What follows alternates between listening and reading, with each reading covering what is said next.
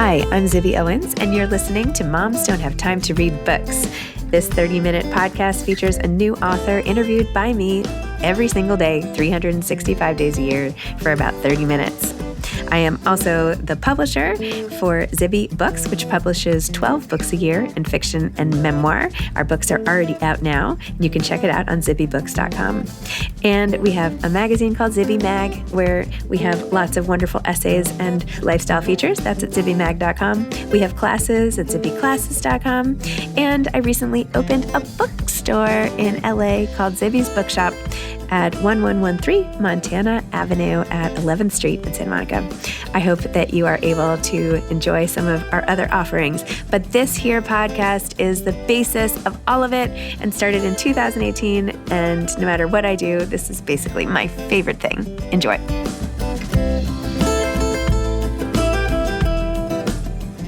Alexandra Robbins is the author of The Teachers, A Year Inside America's Most Vulnerable, Important Profession. And by the way, we were supposed to be doing this as a normal podcast, but a friend of mine had an accident and I had to do this in the car on my way to go visit her. So if it sounds weird, bear with me, but I was being a really good friend. Alexandra Robbins, the author of 5 New York Times bestselling books and a Goodreads Best Nonfiction Book of the Year, is an award-winning investigative reporter who has been honored for distinguished service to public education. She has written for several publications, including the New York Times, the New Yorker, the Wall Street Journal, the Washington Post, and the Atlantic, and has appeared on hundreds of television shows, including 60 Minutes, Today, CBS Mornings, The Oprah Winfrey Show, The View, and The Colbert Report. Welcome, Alexandra. Thank you so much for coming on Moms Don't Have Time to Read Books to discuss The Teachers, A Year Inside America's Most Vulnerable, Important Profession. Thanks so much for having me, Zibby. This is such an important book and focusing on such an undervalued, obviously, profession in the States. And you just completely went in there and did your thing and all of it. Tell listeners how this whole book came to be and your experience in reporting and writing about it. Well, I wanted to write a book that would open the public's eyes about what's really going on in schools. I also wanted to show teachers that they are deeply appreciated, that they're not alone, that they can find solidarity and support. And most of all, I wanted to motivate readers to stand up for and speak out for educators right now before it's too late. I also wanted the book to be the kind of book that you could give to a teacher as a way of saying, I appreciate you, and now I understand what you're going through. In terms of the writing, the kind of nonfiction I like to read, I'm mostly a fiction girl. I read fiction every night before bed. I can't read nonfiction before bed because then my brain goes into work mode. And I'm like, you probably understand, how did they structure that? How did they do the reporting for that? So I have to read fiction before bed so I can escape.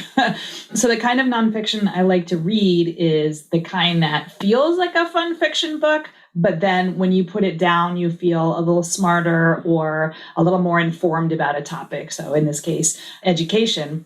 One of my favorite reviews of all time in my career called my writing style poolside nonfiction.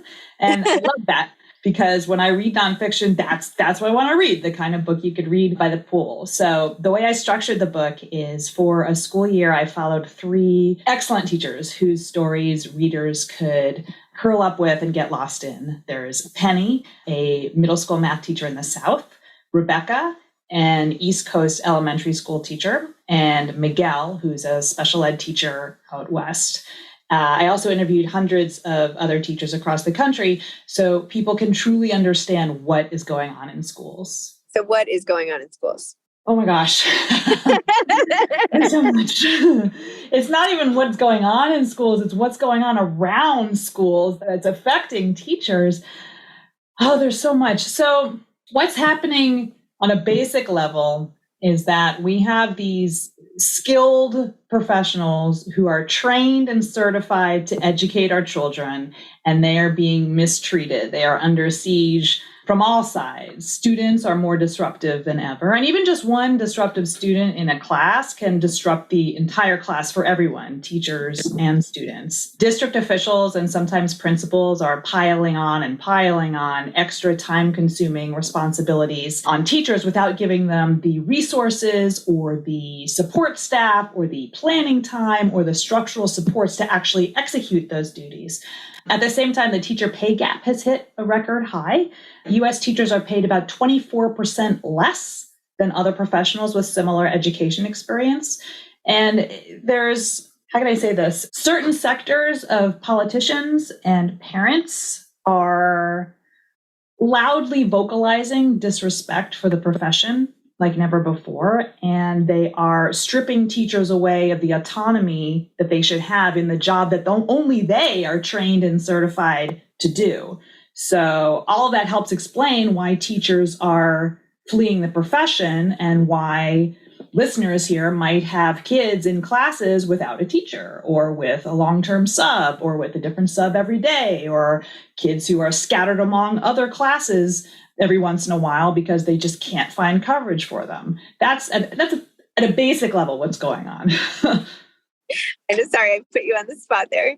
No, I mean, sometimes I think about this too. Like this year in particular, I have 4 kids. My 2 youngest kids, they have really great teachers. They're so happy. But that is what's making the year amazing for them.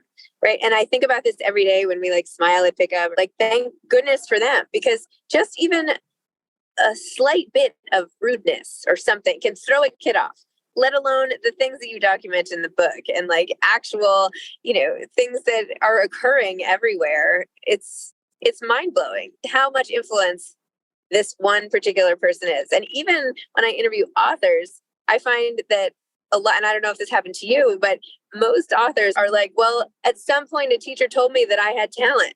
At some point a teacher said I was a writer and I should keep writing.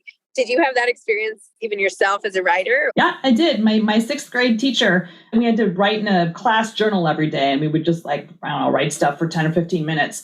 And she came to me after class one day and she said, I saw what you wrote in your journal. I'd like to submit it for the superintendent's writing award. And it's just something I scribbled in my journal. And she's like, yes, but I think you are a writer. I was like, okay, sure, that's fine. And it got it. And it never would have occurred to me. I mean, I liked writing, but it didn't occur to me that I was that good at it until she did that. So a teacher recognized that I had a passion for something that was a strength. And that changed my life. Amazing. So how did you take us through your own career and been so accomplished to date across, journalism and books and everything? And by the way, Poolside Nonfiction is amazing. You're in the Michael Lewis, James Stewart, highly accessible. So I personally love this style that you have. Thank you so much. Okay, career. Let's see. I was really into journalism in high school, basically because of that teacher. I was like, okay, let me write some more. And at the end of high school, I knew I wanted to go into journalism. I wrote an article. Well, this goes way back. I never told anybody this story. So I wrote an article for a local newspaper that I was interning for the summer after high school about how county policies discriminated against LGBT students, and wrote the piece, gave it to the editor. Editor didn't get back to me. So I was like, I just feel like this is really important. It was something, this is a long time ago. This is in the 90s. So it was before people were talking about it as much as they are now. And ended up submitting it to the Washington Post. And the Washington Post said, yeah, we'll print this. And they went through the editing process, and it was almost the publication date. And then the local paper published my article under another reporter's name. And so, yeah, I never forgot that. And again, I never told anybody that story. I don't know why it came up now. Cannot believe that happened. I can't believe that. Yeah. And I asked the editor, I said, why did you do that? And she's like, well, you're 18. So we can't publish it under your name. Anyway, so what I learned from that was several things. One, you have to stand up for yourself. I did quit that paper. 2, at that point, the Washington Post was interested in what I had to say, and they published something else I wrote within the year. And 3, I was interning for a radio station at the same time here in Washington, D.C., and I was crying to my mentor, the reporter at the station, and she said, you have to just focus on moving forward and using your writing for good. And so ever since then, I guess that's what I've tried to do. I'm honored you told me this story. I feel like it's maybe the fate of local papers themselves has been the revenge for co-opting your work. Sure, we'll go with that. It's karma. It's coming back. I have nothing against local papers. Just that amazing. one editor. I'm totally kidding. I'm totally kidding. I actually love, I read like the Palisades Post all the time and, East Hampton Star and all these local, I like, it's fun. They have like, it's fun news. And I mean, local papers in New York City are like, what, the Post? I guess. I don't know. Okay. So when did you decide, I mean, there's never been more attention on teachers than after COVID and how amazing a job they did stepping up and, just saving the world essentially so that these, everybody could continue getting an education, even though obviously some districts did a better job than others. When was this? This must have been conceived way before. So tell me about the timeline of everything and what you want the public really to take away and what we can actually do. Because I feel like it's sort of well known how teachers don't get enough respect or salaries or whatever. But like, is there anything we as concerned citizens really can do about it? Yeah, absolutely. So I think the seeds of the book started germinating in 2015. That's when I published a book called The Nurses, where I followed ER nurses for a year and talked about their working conditions. And nursing and teaching are very similar professions. They are both female dominated in the workforce. However, they're overseen by men. In the case of teaching, about 3/4 of the teaching profession identify as women, and 73% of superintendents identify as men. So there's a disparity there. And when you have that kind of dynamic, there are certain stereotypes that go along with the professions. People treat nurses often in similar ways as they treat teachers. And so when that book came out, teachers read it and said, well, we're going through something similar. Can you write a book about us?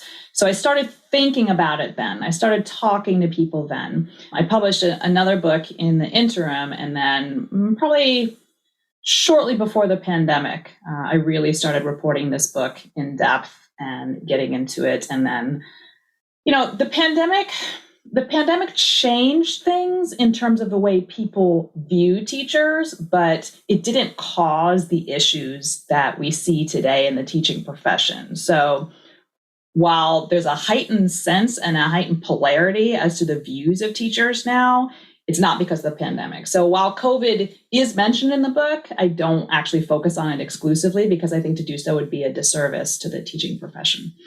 Okay, what can we do? Yes, everybody listening can do something to help teachers. First of all, teachers need the public's trust. Teachers are trained and certified to educate students, and we need to let them do that without second guessing them. So even something as small as saying in front of your child, I trust your teacher. I know you're uncomfortable with this assignment, or it seems really challenging or really easy or whatever it is, but I trust that your teacher knows what they're doing. If you model respect and appreciation for a teacher, then that'll improve students' experiences too.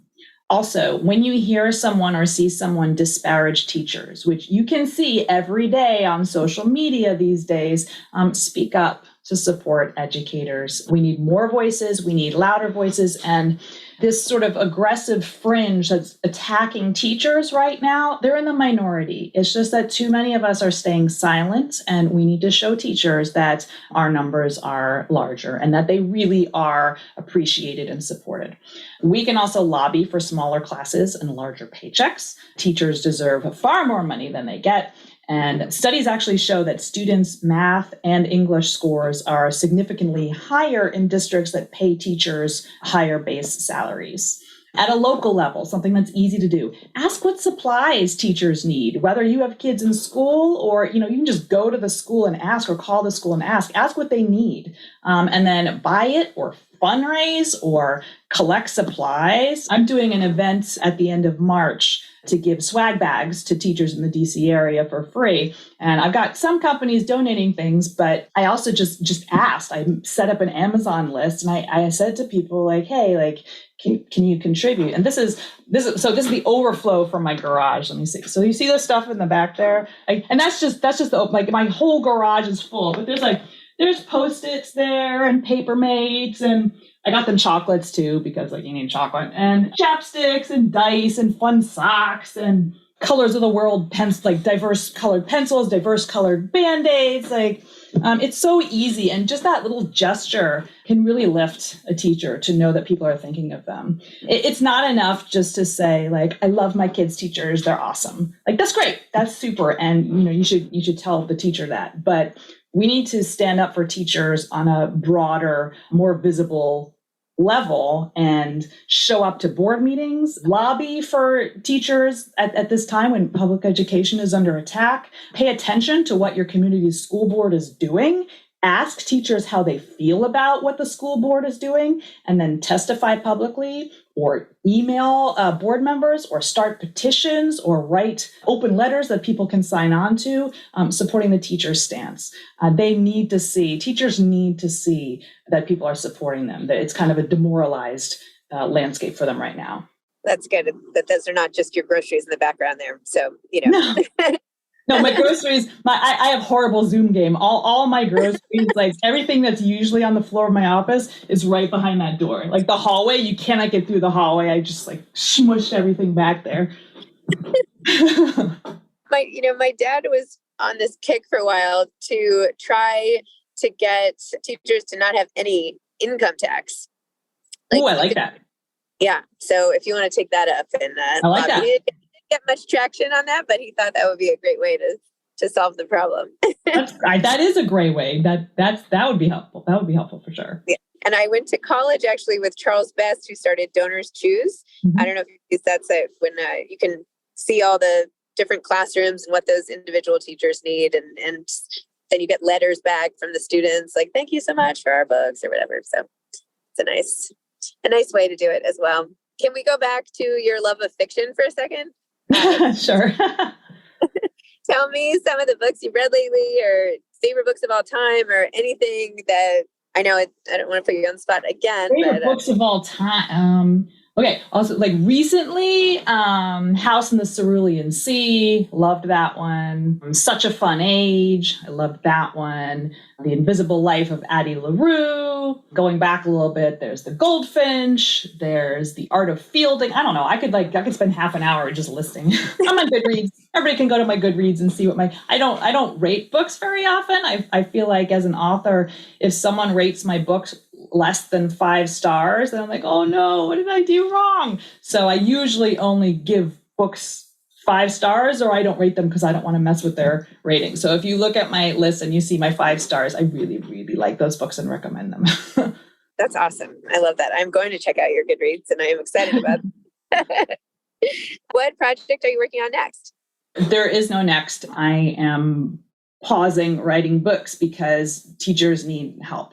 And it's not going to be solved with one book, and it's not going to be solved this year. And so I want to focus on advocating at a national level for teachers and spreading awareness as to what they're going through and how we can help them. And at a local level, I'm a substitute teacher. And that's the way that I help teachers here in the DC area. So for example, I wasn't supposed to sub until April after my book launches, but the teacher has a family emergency this week. So this week I'm doing 4th grade because they need me. And if we don't step up to help teachers, then who will? And you just want to help them every little bit that you can. And so I think that's more important to me right now than writing books.